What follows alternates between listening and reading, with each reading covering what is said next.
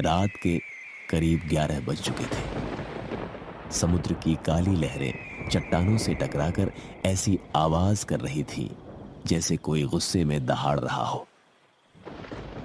उस सुनसान समुद्री रास्ते पर दो आदमी धीरे धीरे आगे बढ़ रहे थे। एक के कंधे पर मछलियों से भरी बड़ी टोकरी थी और दूसरे के हाथ में एक पुरानी लालटेन। दोनों के कपड़े समुद्र के पानी से भीगे हुए थे। उनके नाम थे रघु और मंगलू। दोनों सुबह सुबह अपनी छोटी नाव लेकर समुद्र में मछली पकड़ने गए थे, लेकिन अचानक मौसम खराब होने की वजह से उन्हें देर हो गई थी। अब वे रात के अंधेरे में अपने गांव लौट रहे थे। रघु, जल्दी चल भाई, आज की रात कुछ ठीक नहीं लग रही। क्यों? अब क्या हुआ? मंगलू कुछ पल चुप रहा, फिर उसने समुद्र की तरफ देखते हुए धीमी आवाज में कहा, तुझे वो पुराना लाइट हाउस दिखाई दे रहा है?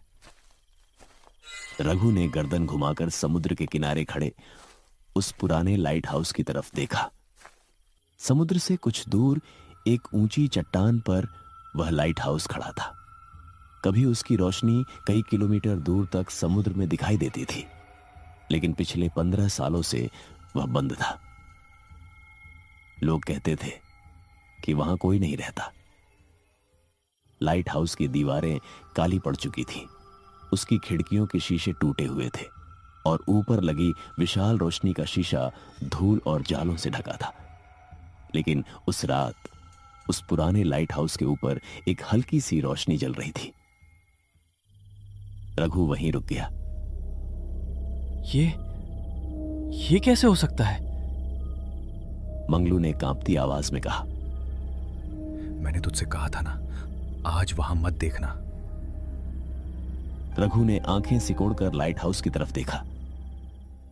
ऊपर की खिड़की में सचमुच एक पीली रोशनी जल रही थी, धीरे धीरे, जैसे कोई अंदर लालटेन लेकर चल रहा हो।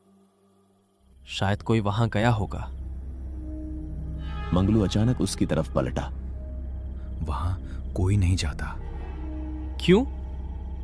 क्योंकि वहां अब भी लाइट हाउस का रखवाला रहता है। रघु हल्का सा हंस पड़ा। पागल हो गया है क्या? रखवाला तो 15 साल पहले मर चुका है। मर गया था, लेकिन हर अमावस की रात वो वापस आता है। रघु की हंसी अचानक रुक गई।